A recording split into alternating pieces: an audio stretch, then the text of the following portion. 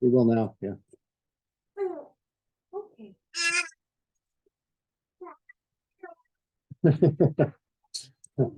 That's pretty funny. Going in there. Okay.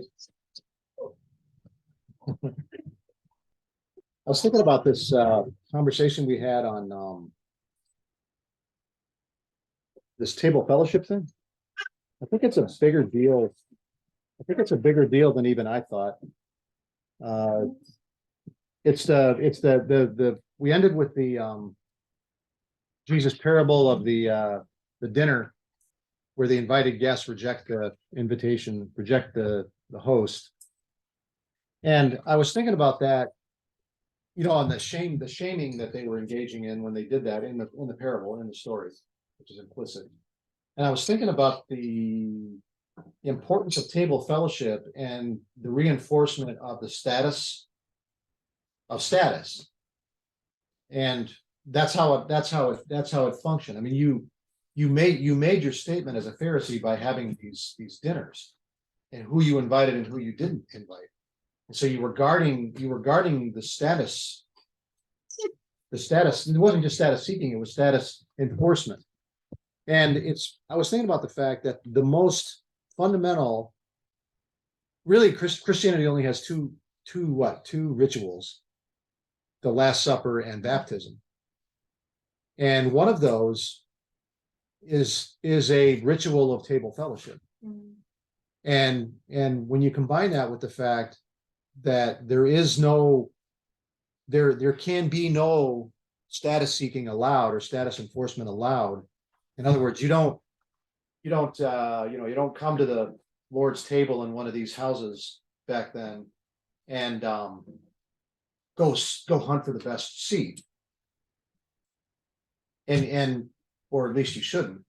But the point being that the Lord's Supper really signifies exactly this point: the overthrow, the upending of all of that status seeking, and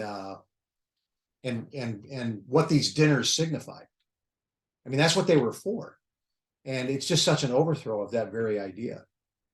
You know, if you have a church like they would have had in Corinth, where you have rich and poor, you know, whatever, Romans and slaves, when you come in, it's just trained into you. The Roman goes for the better seat than the slave, and the slave is going to defer. He will take the low seat as quickly as the Roman would take the high seat. It's almost, I got to wonder how it happened. You know, they walk in, and the slave is not going to just take any old seat. He's trained, you don't do that. So he probably looks over at the Roman or the higher status person who gives him the welcoming nod or something, and they sit down together. But you probably didn't. Maybe you didn't just go do that because you think, hey, this is Christian. We're now Christians and we're all equal in the eyes of God. So I'm just going to sit wherever I want. Maybe they didn't even do that.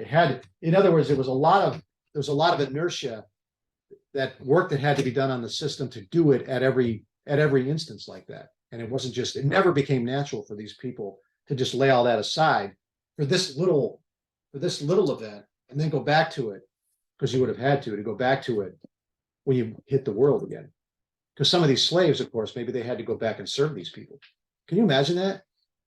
You're having let's just say it's a slave, Onesimus and Philemon. You know, what if they go to some house, their house church, and they're going to have their dinner. I mean, it's a slave and a master, and they're just going to.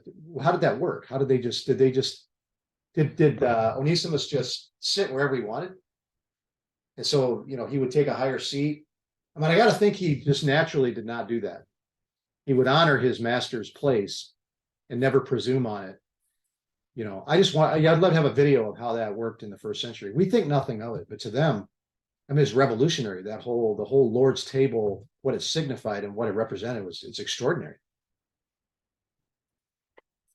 All right. And it all kind of came to a head in Corinth we see that in 1 Corinthians, when they're naturally dividing themselves based on their status. And the poor would have been just as quick to do it as the rich.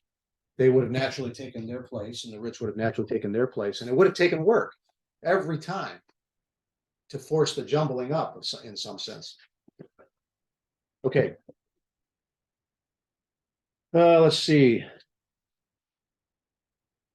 That was the previous one. That's parable, what they call the parable of the dinner.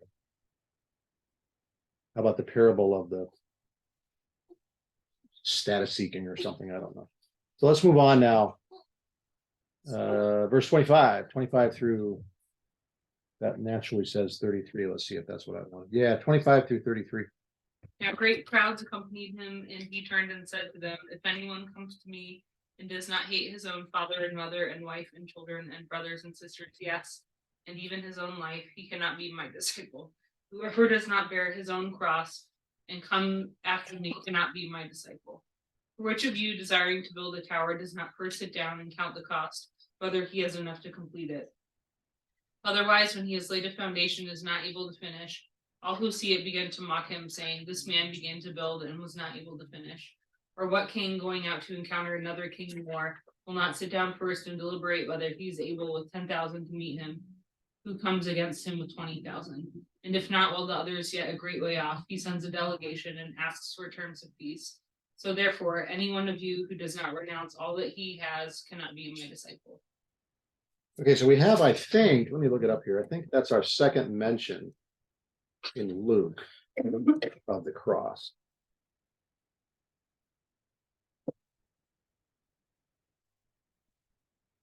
(923) That's interesting. 923 and 1427, and both essentially say the same thing. In both cases, the cross signifies discipleship, the true nature of discipleship. The two times it's been mentioned, and then it becomes there it is again. Look at that. Oh no, that's never mind. Yeah, it's 1, 2, 3. There's only 3 mentions of the cross. The first two, what it signified as in terms of discipleship, following Jesus, and then the last one is the cross itself, the physical cross. Three times. Cross is mentioned. That's our second one. They would have been utterly confused. I think they would not have been able to understand what this could possibly have meant. But I don't know how he explains it to them. I don't think there's any way for him to do that. What do I want to say about this? We don't know where they were going along to. Verse 25.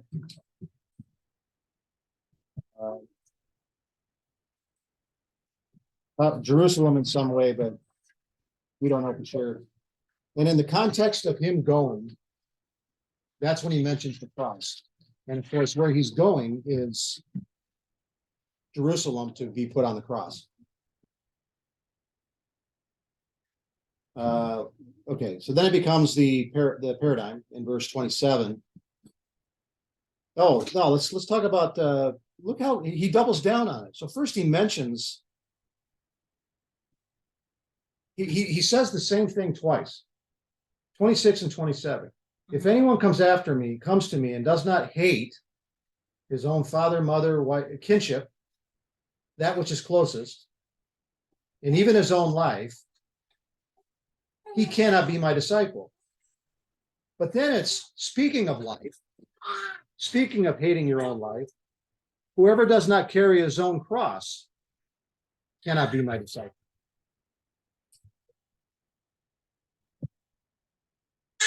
So this would have been a bolt from the blue, at least from their perspective.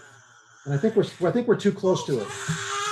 We're too used to the cross. It doesn't have the same meaning that it does in our culture that it did then. So what would the cross have represented to these people? Humiliation. Yeah, you can make a list of the words, public humiliation. Imagine that you're on the. Imagine that. Look, if you're put on the cross, who was going to be around you? Who was going to associate themselves with you? Well, probably only these people that are mentioned in 26. You're going to distance yourself like they did. They were pretty close to Jesus, but they weren't family. and all of them fled. And when it comes time, there are two people at the cross. One is his mother, and the other is John, from my perspective. Everybody else had fled, because that's what you're left with at the cross. He had a lot of disciples, he had a lot of friends, but not at the cross. The cross doesn't have any friends.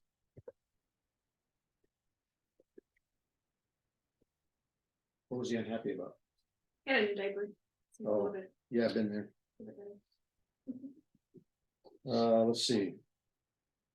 He called this basically a condition for membership. It's a condition for entrance into the kingdom. So to get into a kingdom and take your place at the banquet table, you have to embrace the cross. It's this striking inversion of their reality and their signals, what the cultural signals were at the time. Doesn't come across too well into our times, but anyway, we can move on from there. We'll talk about the cross when we get there a lot, probably.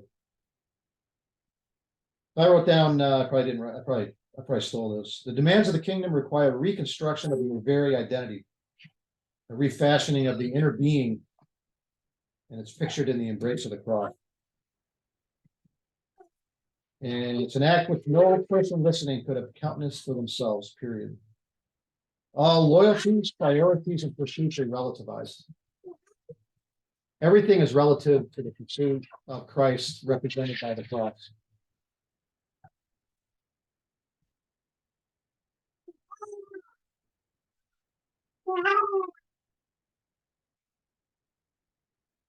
And he's not an accident that he's this close to Jerusalem talking about the cross. So there's a foreshadowing of what's coming down the pike shortly. And the disciples will not embrace the cross. They will not understand the cross and its place in discipleship and in Christian theology. They will not understand that until after probably the Pentecost. What did they understand between the cross and, so you have the cross and the resurrection, that's a weekend. Between the resurrection and Pentecost, what did they understand? You have to process all this. We have no idea. But certainly not before the crucifixion did they understand it. In light of the resurrection, you can begin to put some pieces together, but you're still waiting for the Spirit. And then there's the cost counting, which I don't have a lot to say about simply because it's, for our purposes, the point being you have to count the cost and do it. You can't count the cost and not do it. Not doing it is destruction. You count the cost, know it's coming, and then embrace the cross and you follow. And the other way is destruction. Nobody gets a middle ground. Count the cost and bid farewell to all that you have. All right.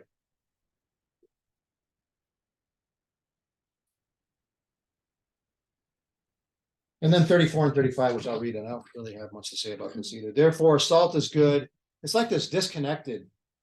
I'm not even sure what it's doing here in terms of the flow of the composition of the book. Salt is good, but if even salt has become tasteless, with what will it be salted or seasoned? It is useless either for the soil or for the manure pile. It is thrown out. He who has ears to hear, let him hear. So maybe he's making the point of the middle ground. It's not far from the meaning of the lukewarm water, the hot or cold water, the church in Laodicea in the book of Revelation. The point is not, of course, that the point is that both hot and cold water are useful, but lukewarm water is good for nothing.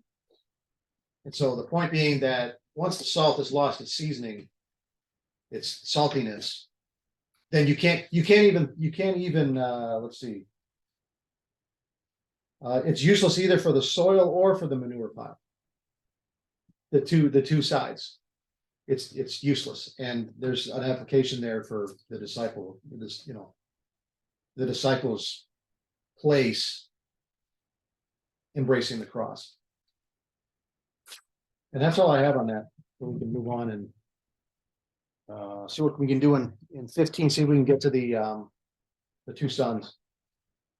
Anybody want to say anything else about that? 1 through, oh, I got 1 and 2. I'm just going to read them. 1 and 2.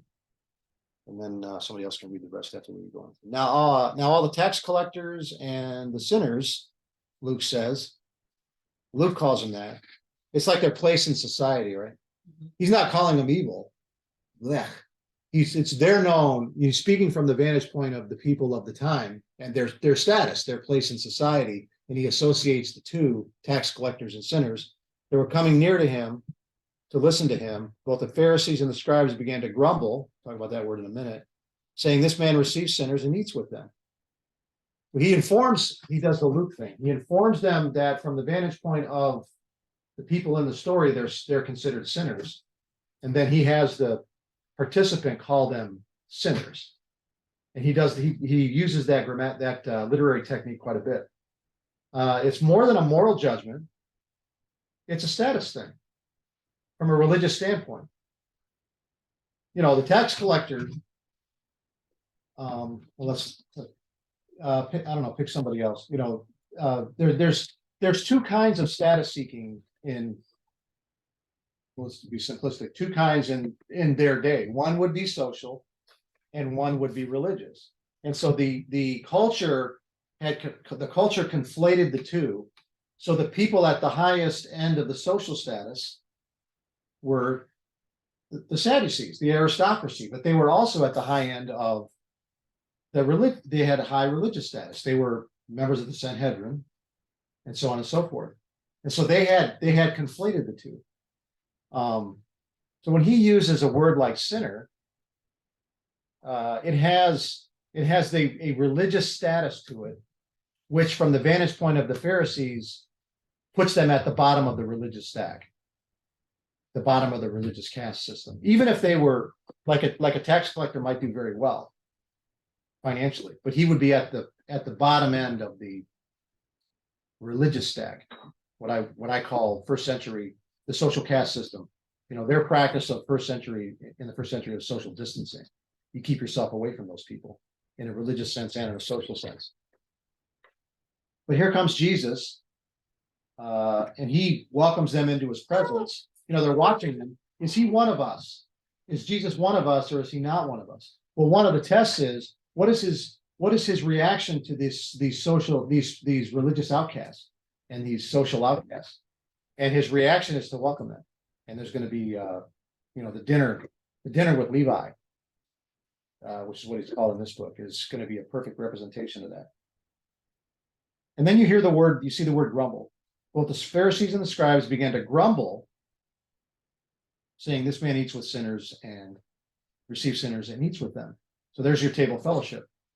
But I can't help but think that word grumble from Luke's standpoint, where have we seen grumbling on the part of the supposed religious people?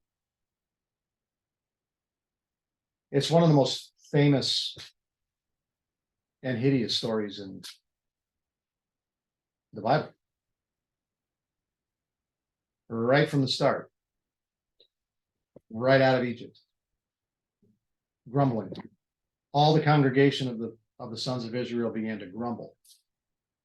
Grumble. Now he uses that's Old Testament, but he uses in Greek, he uses that word for grumble. I can't imagine he could do that without being aware without drawing a parallel between these people and the people from the Moses day. There's more than just that parallel. So I have to think that that's deliberate. We advance the chapter on here. So just- Oh, all right. Yeah, thanks. You got your hands full. Okay. Why would these? Well, that's something else that the Pharisees have never experienced. Are there sinners out pursuing kinship with Pharisees? Pursuing table fellowship with Pharisees? Pursuing interaction with Pharisees? Did they do that sort of thing? Or would the Pharisees make sure that that never, ever happened? That they would never, ever come into contact with what they consider to be a member of that religious caste, the sinners or the tax collectors. Jesus is acting and interacting in such a way that he invites into his presence these sinners. And that might be the thing that offends them the most. The reason he's welcoming them is because he's so welcoming to them. He advertises come one, come all in his whole posture towards them. And that itself would be offensive to them and get their attention.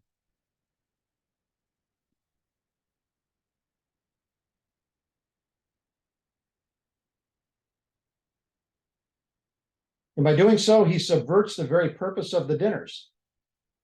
They mentions eats with them. If the purpose of the dinners was to reinforce social boundaries, then he has these dinners with where these sinners are.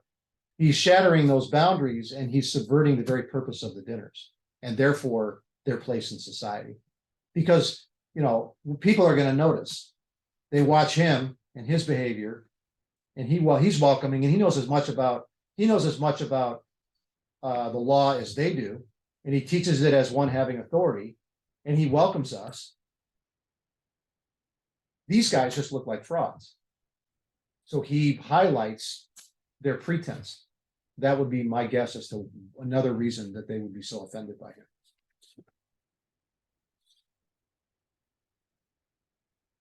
And now we're going to get to some parables, 3 in a row. And they're all meant to make the same point about the celebration of the lost being found, or something like that. And the idea, of course, being Jesus is looking at these people, you Pharisees, you're horrified that I interact with sinners. You should be celebrating the return of the sinner. But you don't want to celebrate it. You want to reinforce your boundary with him. You want to reinforce that border so that he can't cross it. You want to maintain him as a religious outcast from society. And that takes us to the 3 parables. So let's do the first one. First 2 together, and then the third one is no, let's just do the first one, the sheep. 3 through 7. So he told them this parable, saying, what man among you, if he has 100 sheep and he's lost one of them, does not leave the 99 in the open pasture and go after the one which is lost, and leave by himself? When he has found it, he lays it on his shoulder, rejoicing. And when he comes home, he calls together his friends and his neighbors, saying to them, rejoice with me, for I have found my sheep which was lost. I tell you that in the same way there will be more joy in heaven over one sinner who repents, than there are over 99 righteous persons who need no repentance. And it's expected that the 99 righteous rejoice over the repentant sinner. That's part of the lesson. The heaven rejoices and the 99 rejoice. That's expected. But of course, the supposed righteous, the Pharisees, are going to do anything but that. It's an obvious point. I'm not sure how much more there is to say about it. Except that the lost sheep are restored to a shepherd, although Luke doesn't make much with that. And sinners are restored through repentance. The point being, of course, that the shepherd seeks out the lost sheep until he finds it. So there's this, the Pharisees want to distance themselves and isolate themselves. But in the parable, like Jesus, the shepherd seeks them out. So if Jesus is seeking out these sinners and doing the opposite, he's doing the opposite of what they do. He simply calls to mind, again, the repulsive nature of the way that they practice their religious tradition. The repentance of even one sinner evokes spontaneous celebration in heaven. That's I got Ezekiel 34, 1 through 16. Why did I do that? We'll take a look.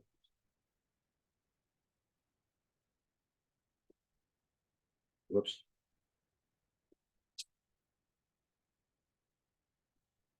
Whoops.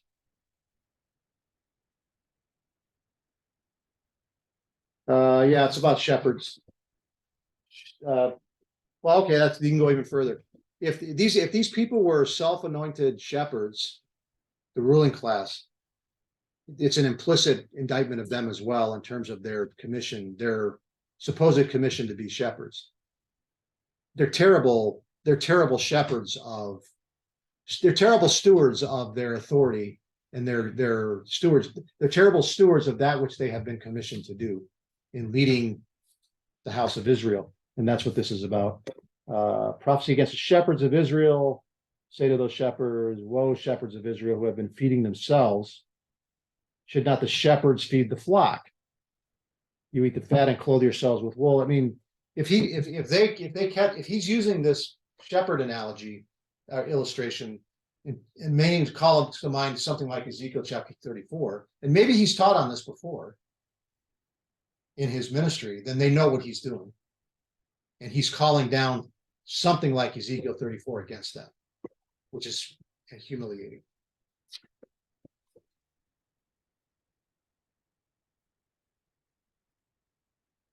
We'll go ahead and skip that for now. I don't really have anything else to say about that. It makes an obvious point. But the more important point is that a part of the point is that the Pharisees are not doing that. They're doing the opposite. They're resentful of the fact that the sinner has been welcomed back. 5 through 10, or 8 through 10.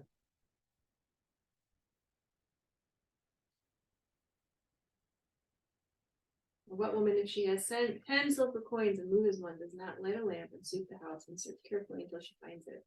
When she has found it, she calls together her friends and neighbors, saying, "Rejoice with me, for I have found the coin which I had lost." In the same way, I tell you, there is joy in the presence of the angels of God over one sinner who repents. Yeah, so it's 1 out of 100 sheep. Now it's 1 out of 10 coins. You know, it's not like these people had bank accounts. You know, if you lost, I don't know what these coins are, but assume that it's 1/10 of all that she had. And the panic and desperation associated with that. So if you find it, everybody can identify with that. So everybody is expected to join in celebration of, just like with the sheep, of the fact that this woman found this vitally important coin. But again, the celebratory nature of that which is lost being found. And that takes us to, which we'll probably spend the next half hour on, the parable of the 2 sons. He just goes from one to the next. Let's go back and think about that for a minute. So this is all, remember why this was all, what prompted all of this? The Pharisees and the scribes noticed that he is having dinners, table fellowship, with the people at the low religion, in the low religious strata of society, tax collectors and sinners.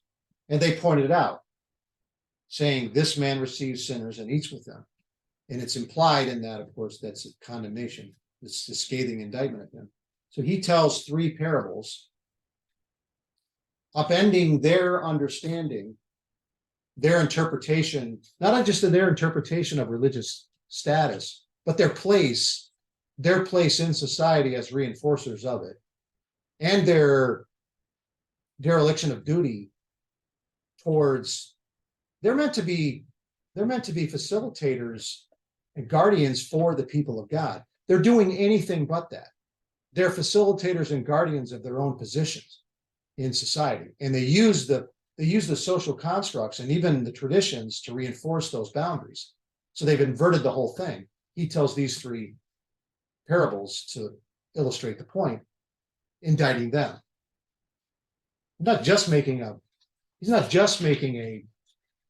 kind of an abstract point about the lost being found. He's aiming it right directly at the people sitting right over there. Maybe he's at a dinner right now.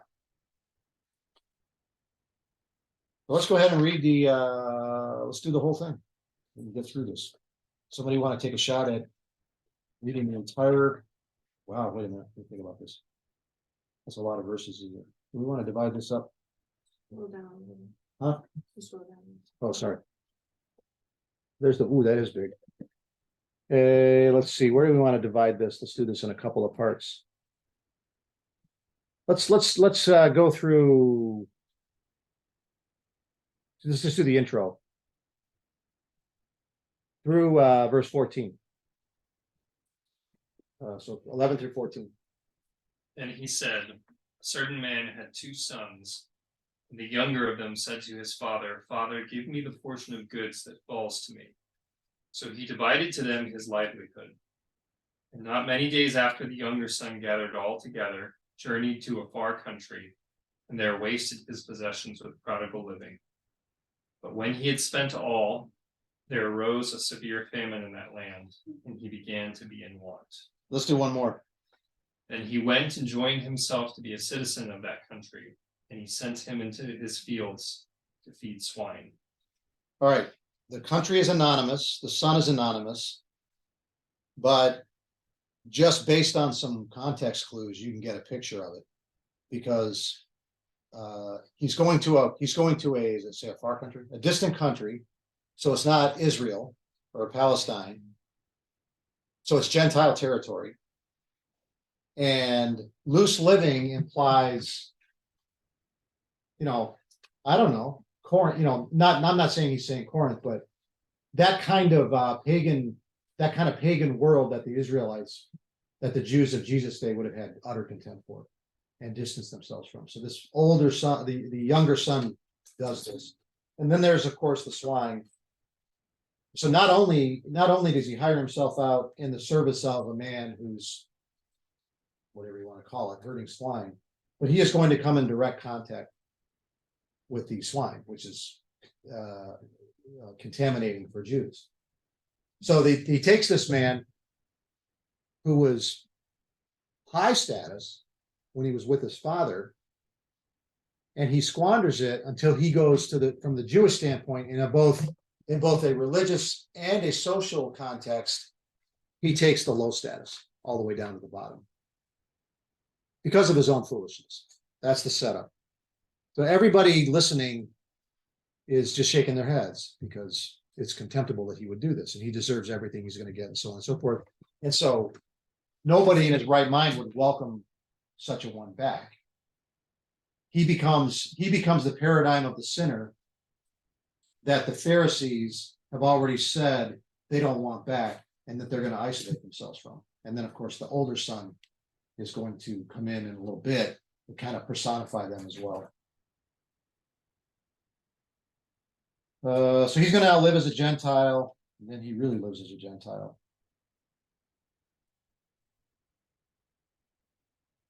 All right, that's 15. That's enough of that. Anybody want to talk about that? Well, that's the setup.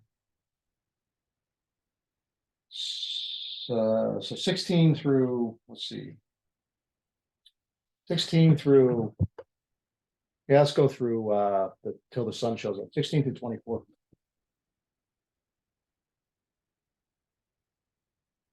And he would gladly have filled his stomach with the pods that the swine ate, and no one gave him anything. But when he came to himself, he said, how many of my father's hired servants have bread enough and to spare, and I perish with hunger?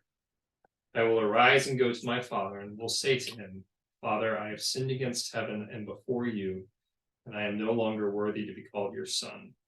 Make me like one of your hired servants. And he arose and came to his father.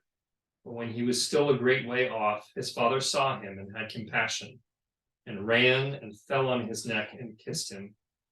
And the son said to him, Father, I have sinned against heaven and in your sight, and am no longer worthy to be called your son.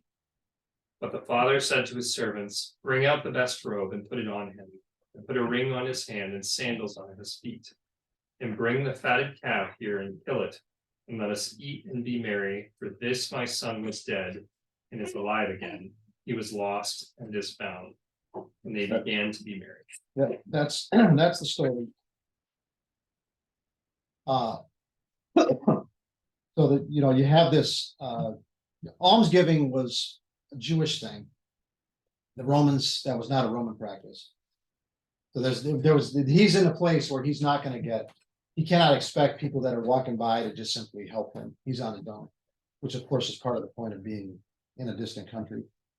So he will perish. He will perish if things continue the way that they go, the way that they're going. But you get the picture of degradation could hardly be more graphic from a Jewish perspective. I mean, really, it's both social and religious, but the swine part is the part that brings in the religious degradation. Then he comes to his senses. It's almost like he remembered who he was. He remembers who he is. It's like he has some kind of sense of his own status again, that he's really a son and not just a hired, a pig farmer's slave or something like that. He's starving. I'm dying here with hunger. He comes to his senses, and this is a Luke technique in verse 18. He says, I will get up and go to my father. And then in verse 20, so he got up and he went to his father. Luke does that a lot. So he practices his line, I have sinned against heaven and in your sight. And by doing so, he identifies with the sinners. Because Luke has him use the word, the verb form of the noun that was used, that's so effective, that is such a pejorative negative term about the people that started the story. So this man eats with tax collectors and sinners. So you have this man embrace his status as a sinner as he goes back to his father. And I don't think that can be an accident in the story either. I have sinned against heaven and in your sight. He declares himself no longer worthy to be called a son. So he is willing to take even in his own house, he's willing to take the status of a slave. He regards himself as an unworthy slave and not a worthy son. He's not even an unworthy son. You should no longer consider me an unworthy son, a worthy son. I'll be an unworthy son. Just let me back in the house. He doesn't even do that. He's willing to take the bottom of status. You've got all these slaves. I mean, he was a son in the house. So he's used to seeing these other slaves below him in the caste, way below him in the caste. He's saying, I'm not worthy to be up here as son. I should be down here with these people that I used to look down on. And it's fine with me if you just give me that position.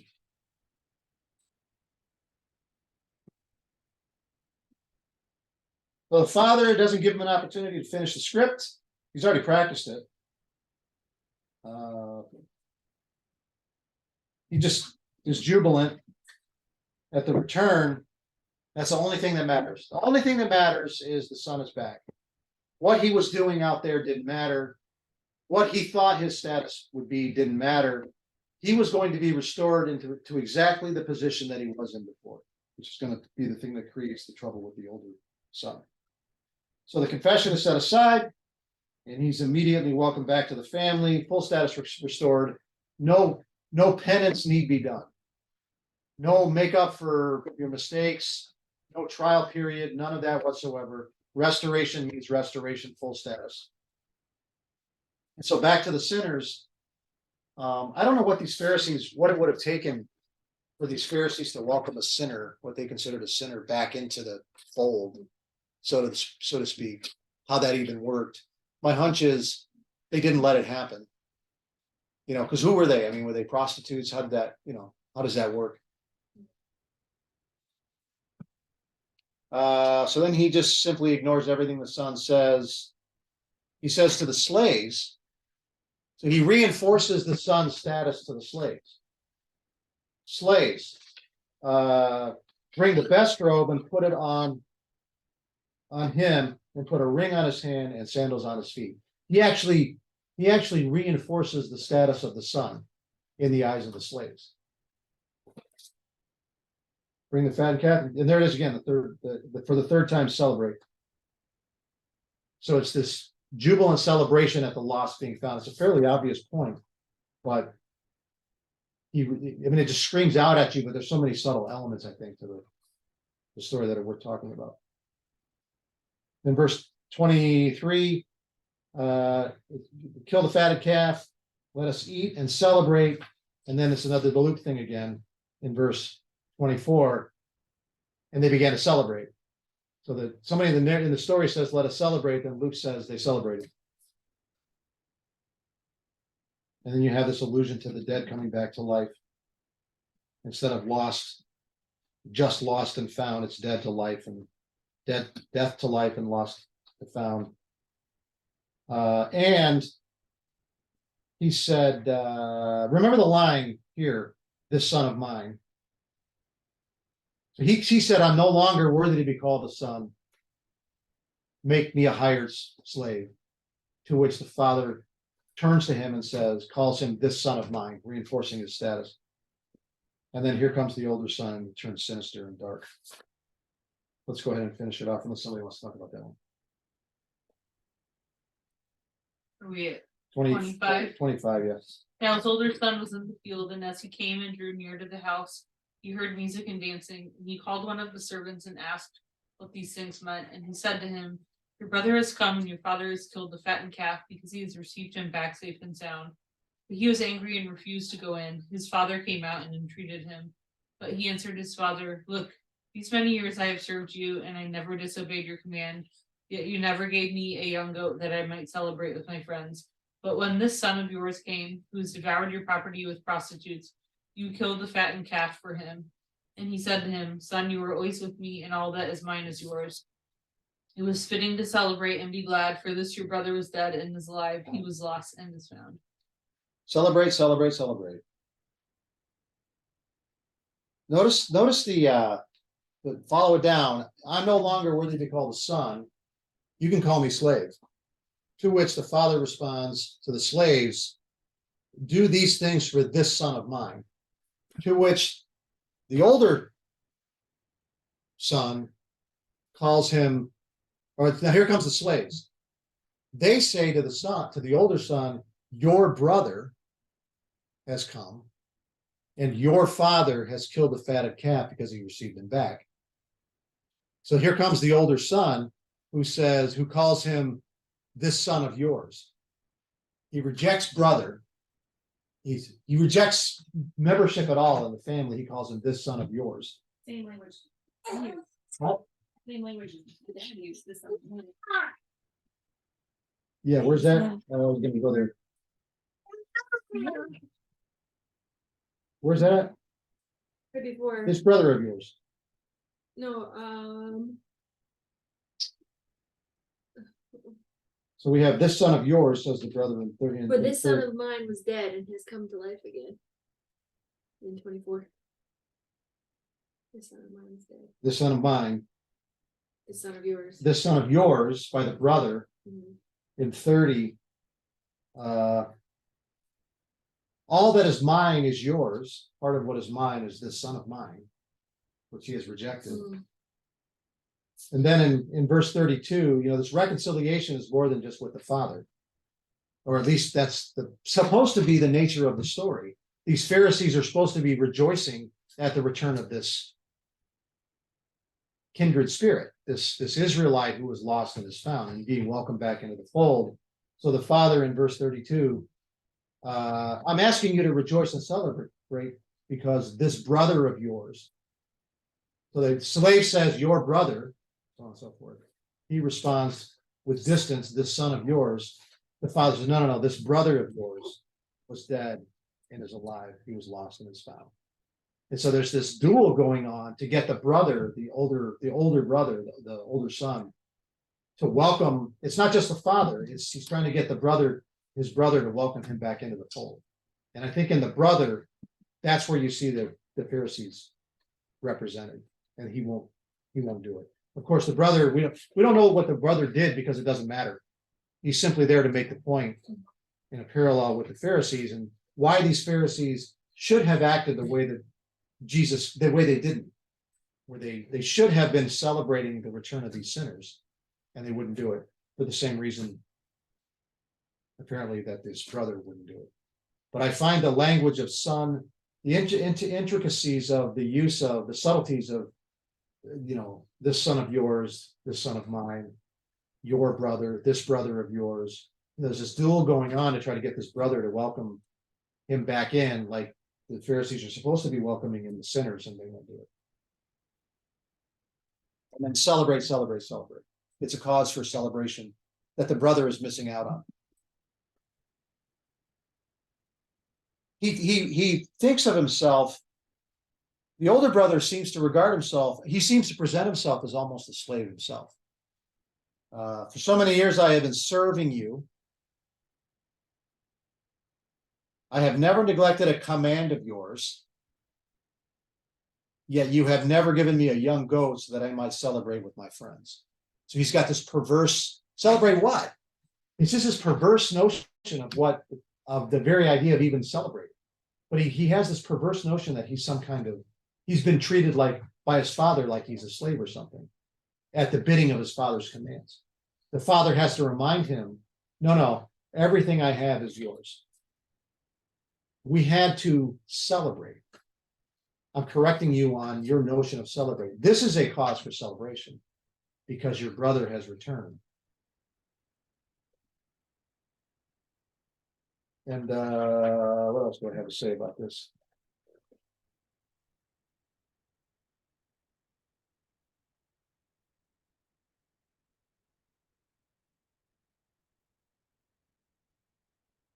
But while those of status on the ground grumble, heaven above celebrates. We don't really have that we don't really have that either. I mean, I don't know, it's even hard to, we have low economic status, the homeless and so forth, but we don't, it's not reinforced. People may find it distasteful, but it's not reinforced by the society itself. This socioeconomic, that does happen in our country. Precisely the places among people who would reject that they're doing it, but it certainly happens in our country. But we would be used to the idea that you go down to the homeless shelter and speak down there, and people come to Christ, and everybody celebrates that sort of thing. It's hard to wrap your heads around this kind of culture, this status-oriented culture.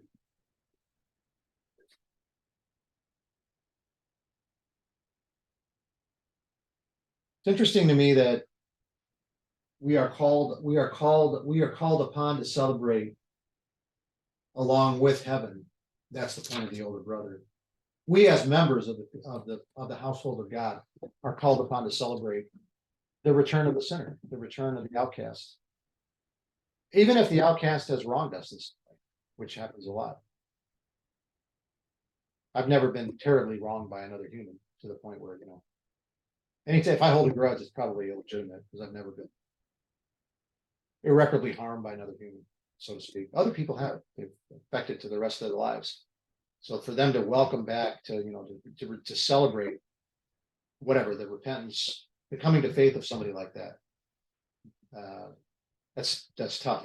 I don't know what that would be like, but that's the call.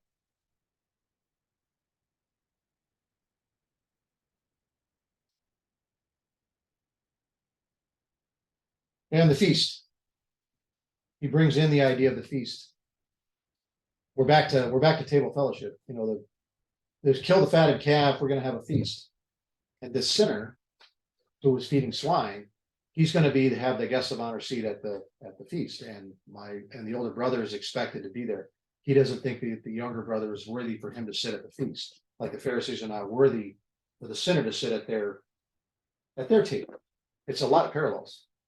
It's a very ugly picture. Everybody's listening to this. It does not reinforce the Pharisaical position in the society. On the contrary, it's shaming.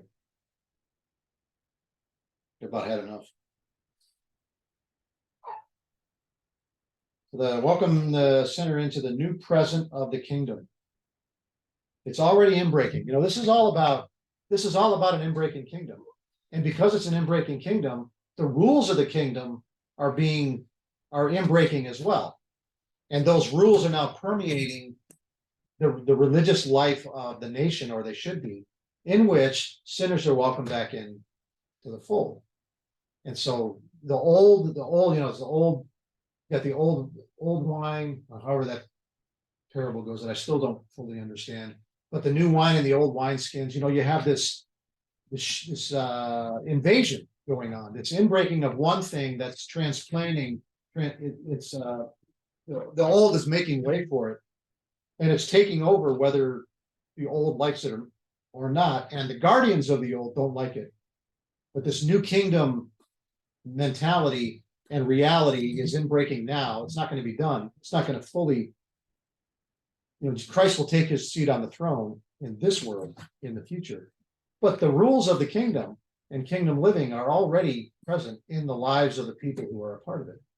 And that's what he's getting at here, and they don't accept it.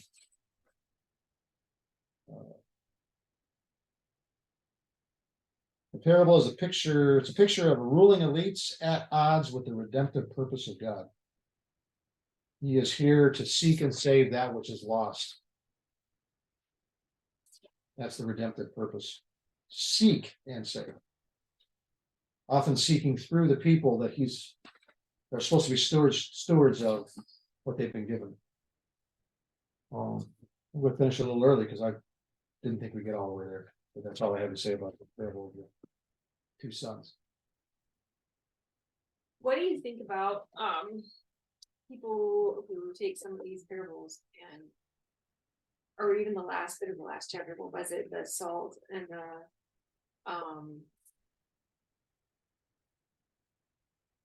I guess I've heard that whole thing preached on a lot, where if you don't like hate your own family, you can't be my disciple, kind of a thing.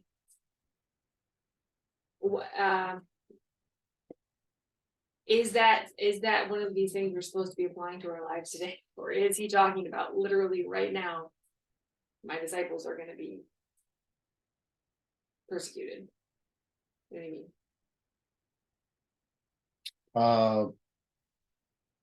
I think he's saying that the disciple is expected to have the mindset that he's demonstrating here, and that his disciples are being called on to demonstrate as well. Because not all of them experience that. You know, there's going to be these believers in other parts of the empire who probably weren't persecuted much or at all. I mean, you know, Cornelius the centurion, he disappears from the narrative, but there's no sense in which, you know, what did the taking up of the cross look like for him? I don't really know. But the hating thing, I think I got this from Joel Green, one of the commentaries I've read on Luke, that it's this radical relativizing of all relationships and values and so forth, and subordinating them to the kingdom and the interests of the kingdom. To which I suppose it looks like he uses a lot of hyperbole. Yeah. Even the take up your cross daily thing is hyperbole. There is no cross, you know. Yeah. You're not supposed to imagine a real cross. There's a mindset and an expected potential reality that will invade your space, which will seem like when that happens, then the cross becomes the paradigm. Your response is the response of the cross. But I think it's a relativizing literary technique. You know? Yeah, I think you're right. I think there is some hyperbole there, because obviously he's not commanding you to like Keep them. hate them, Mhm. but it is like definitely No. he's trying to get their attention in Yeah. terms of like. And in fact, we have priorities. the example of Peter's mother-in-law, who will host. We don't hear about his father, Peter's father. We don't hear about Peter's parents at all. I'm thinking through this now. We don't hear about Peter's parents at all, and we don't hear about his wife at all. At least not in the Gospels. We hear about it from Paul, and we don't hear about his wife's father. Maybe only because they're not of interest to the story. Or maybe it's because they're dead. But at any rate, we do hear about Peter's mother-in-law, who welcomes him for dinner. And she's sick, and he heals her. Well, none of that looks like hating. I mean, you have, there it is, right on the face of it. Mhm. And you got James and John, who are brothers, and you got Peter and Andrew, who are brothers. And there's, I'm positive, there's a lot more nepotism, so to speak, in the band of disciples than we understand. I think we'd be very surprised to know who's related to who in that second generation of Christians. I think it makes a lot of sense too, the connection there to what comes immediately after that when he's talking about the two count the cost passages. Kind of as a emphasis on what discipleship will mean and what it will potentially cost them. I think it's there is an aspect I think there where he's at least among some of the inner circle where he's trying to prepare them for what's going to come later. Yeah, the pearl of great price, where a man goes and sells all that he had, so he can buy that. What does he buy the field? But He sells all that he has. It's the same message. I mean, it's hyperbole, but it's of that kind of a nature, and he uses that kind of language all the time because it's the only language that fits. Paul does a similar thing. No, he doesn't. In Philippians chapter 2, he'll say, "Do not regard the others," as he said, "as more important than yourselves." He could have used similar. Here, Jesus says, to the point of hating your own life, which he clearly doesn't mean that way. He can't possibly mean that way. It's a nullification of other things that he said. So they would understand these literary techniques. He's a teacher. He's an exhorter on the plane. He's got a way of talking that you got to remember that statement. He who does not hate his father, mother, sister, brother, and even his own life cannot be my disciple. Well, that's stick in your ears, especially when you're debating whether you're going to follow him. That'll stop you in your tracks, because kinship was everything to these people. And Paul uses a similar thing in Philippians chapter 2, when he says, regard others as more important than yourselves. And then he gives the example of Jesus, who did not, how does that go? I'm drawing a blank on the wording there. Did not regard equality with God as a thing to be grasped, but taking the form of a slave. There's your paradigm example of hating your own life. That's what it actually looks like. It doesn't mean you sit there and psychologically hate yourself. It means you count it of no regard, as no value compared to your pursuit of your calling in the kingdom, which is exactly the picture there with Jesus on the cross. That's what it looks like. However you want to understand the words. Jesus is in the process of giving you the picture. He's going to live it. He's going to give you the picture of hating your own life, what he means by that when he goes to the cross. He's about to do the very thing that he's talking about. He says it before he does it. So we don't have to speculate on what he means by that, in my view. Paul does use some of that language. I can't think of a quote where he talks about counting all as loss. Right? That's also in Philippians. I count all things as loss in view of the surpassing value of knowing Christ Jesus, my Lord, and so on and so forth. Yeah. Now, I was talking about that. I'm teaching Romans in Sunday school class, and I think that passage means more than we think it does, because Paul, of course, was a Roman, which means his family was up here and not down there. In fact, we don't know, but Paul's family may very well have owned slaves. Paul may have been very, very familiar with the concept of slaves, because he may have had one or two or however many. But when he says, what happened to Paul with his family? F.F. Bruce thinks that he was disinherited. I'm not sure why he thinks that, except maybe for that passage right there. When Paul says, I count all things as loss, he's not a slave who had nothing, who didn't have anything to lose in the first place. He was upper class in a Roman colony, Tarsus, which he called a citizen of no mean city, of an important city. The implication of that statement about himself, I was born in Tarsus, a citizen of no mean city. I think what he's implying is I had status. I'm not a nobody here. And my family isn't either. So when he says I count all things as loss, maybe it's because, Christ Jesus, for whom I have suffered the loss of all things. If he was disinherited, rendered an outcast from his family, he paid the price. He did exactly give up all your own possessions, all that stuff. He may very well have had all that happen. We'll never know. For the great press conference in the sky. I've got a lot of questions. All right, well, anybody else want to get the last word in? All right. You can say, Roger. Yeah, we can just sleep. Did you go to sleep? All right. Shut it down. Football home.